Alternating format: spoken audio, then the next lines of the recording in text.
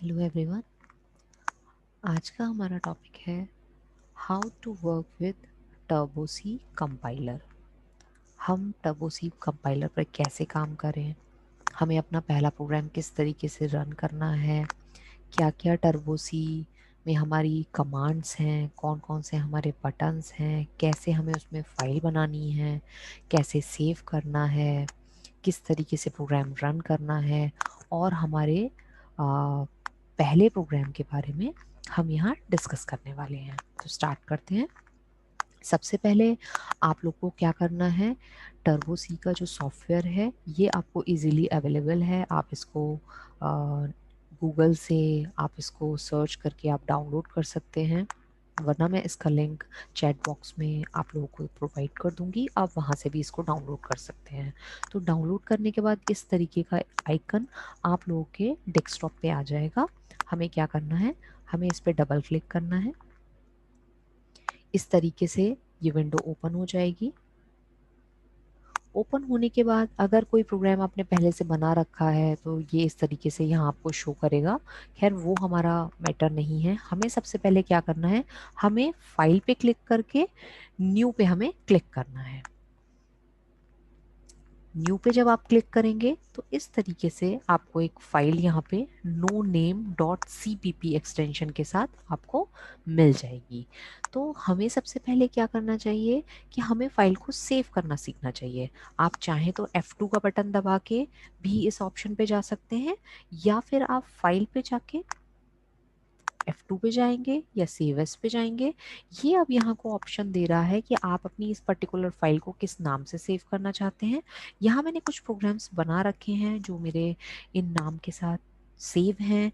मैं यहाँ पे आपको अपना एक जो मेरी फाइल है सेव करना जो सिखा रही हूँ, मैं कोई भी एक रैंडम नाम ले लेती हूँ ABC, और इसका मुझे एक्सटेंशन देना होगा .cpp।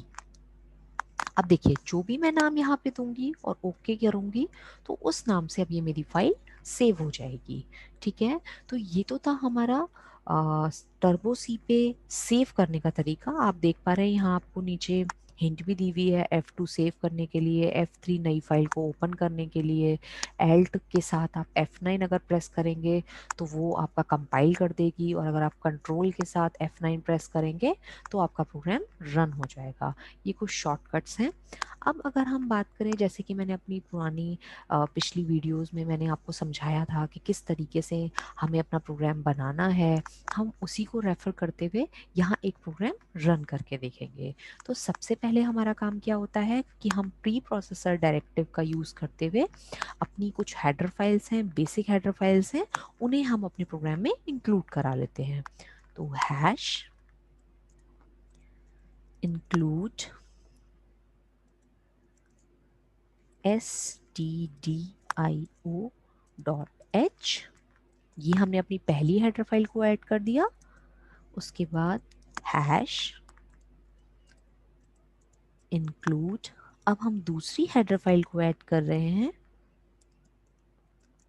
conio.h। ये हमारी बेसिक हेडर फाइल्स ऐड हो चुकी हैं। अब हम अपना void main स्टार्ट करते हैं।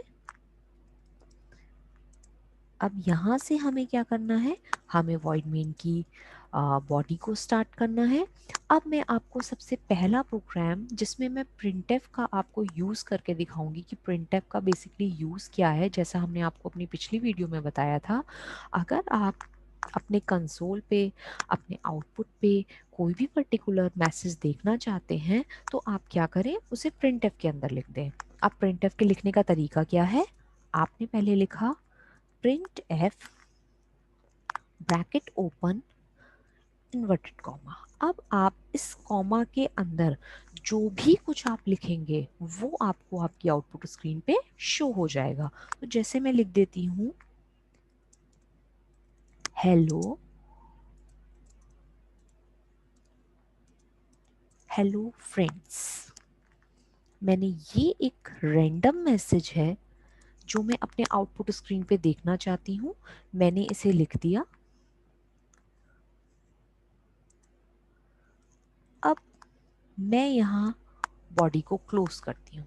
ठीक है, अब मैं जाती हूँ इसको कंपाइल करने के लिए। तो जैसे ही मैं कंपाइल करती हूँ मुझे यहाँ पता चलता है कि मेरे इस प्रोग्राम में कोई भी गलती नहीं है और ये मुझे मैसेज दे रहा है प्रेस एनी की। मैंने कोई भी की प्रेस करी, अब ये विंडो यहाँ से हट जाएगी। अब मैं अपने प्रोग्राम को रन करती हूँ। देखिए क्या हुआ, क्या हमें आउटपुट नजर आया? नहीं नजर आया। हमें ऐसा लग रहा है कि जैसे हमारा प्रोग्राम रन ही नहीं हुआ है, बट लेकिन नहीं, ऐसा नहीं है। हमारा प्रोग्राम रन हुआ है, हमारा आउटपुट भी आया है, बट हमें आउटपुट स्क्रीन शो नहीं हुई, हमारी आउटपुट स्क्रीन होल्ड नहीं हुई। तो conio.h हेडर फाइल के अंदर आपका एक प्री डिफाइंड फंक्शन है जो कि क्या करता है, आपके कंसोल को होल्ड करके रखेगा। अब हम इसे यूज करने जा रहे हैं। इस फंक्शन का नाम होता है getch। अब देखिए हम अपने प्रोग्राम को फिर से रन करते हैं।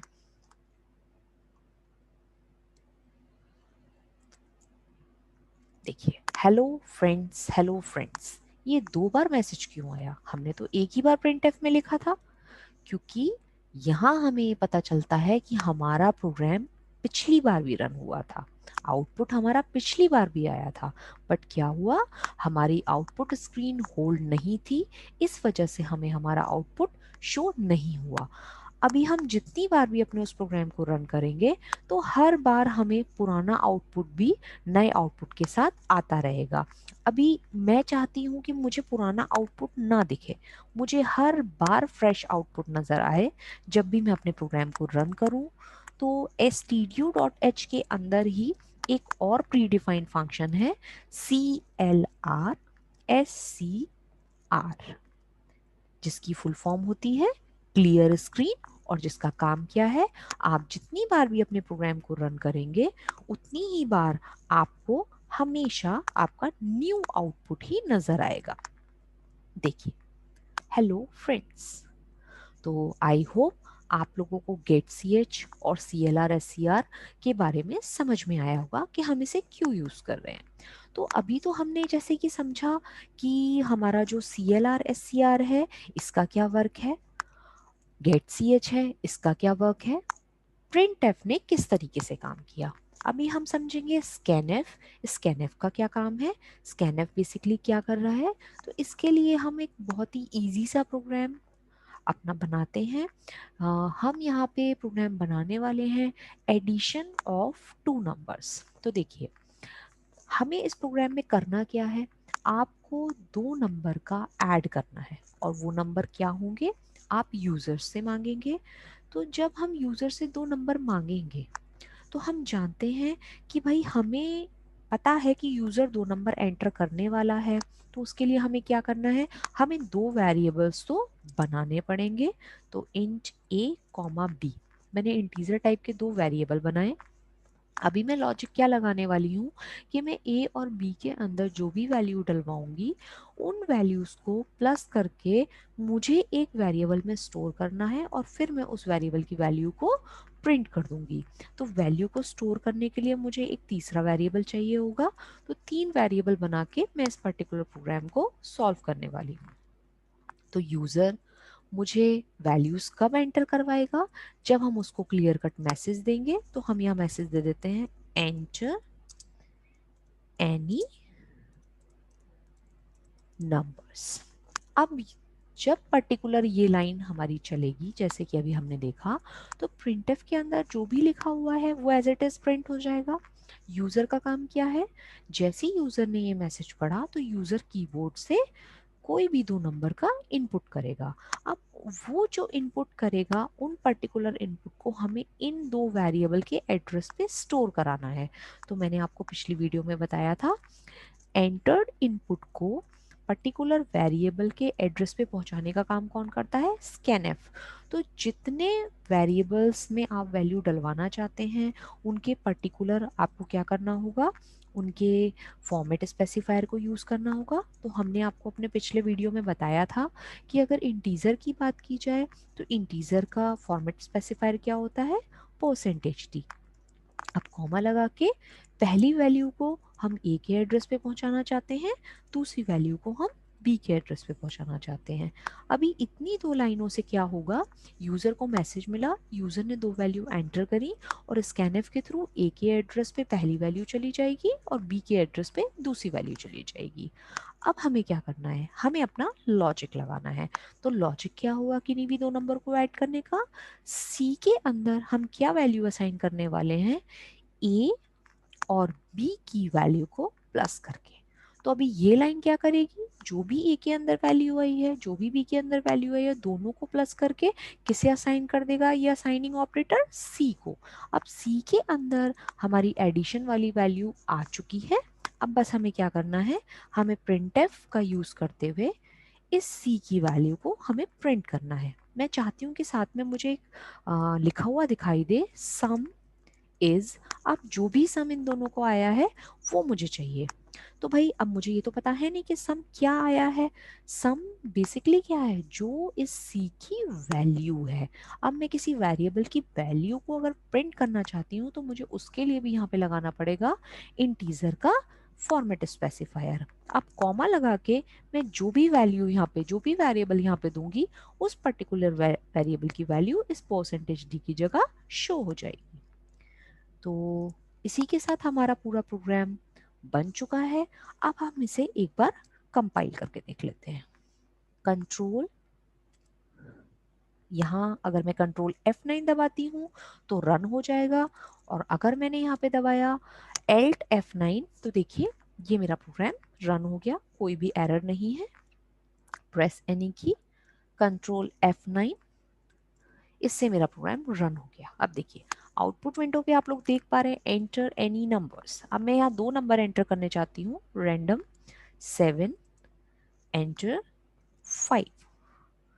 अब मैं एंटर करूंगी तो मुझे मेरा आंसर मिल जाएगा, सम इज 12। ठीक है, अब हम वापस जाना चाहते हैं तो हम एस्केप दबा देंगे और इससे हम लोग वापस लौट जाएंगे। ओके, तो इस वीडियो के थ्रू मैंने आपको समझाना चाहा कि किस तरीके से आप टर्बो सी में अपना पहला प्रोग्राम रन करेंगे, क्या क्या हमारी बेसिक नीड्स होंगी किसी प्रोग्राम को बनाने के लिए। और मैंने इसी वीडियो के थ्रू मैंने आपको कुछ पर्टिकुलर फंक्शंस के बारे में बताया, जैसे कि CLR SCR, get CH, printf किस तरीके से काम कर रहा है, स्कैनफ किस तरीके से काम कर रहा है। तो आई होप आपको इस वीडियो से आपको थोड़ा क्लियर हुआ होगा कि किस तरीके से आपको टर्बो सी पे काम करना है। हम अपनी आगे आने वाली वीडियोस में हमारे जो भी मॉड्यूल से रिलेटेड प्रोग्रामिंग है हम उसे भी डिस्कस करेंगे। तो इस वीडियो के लिए अभी इतना ही।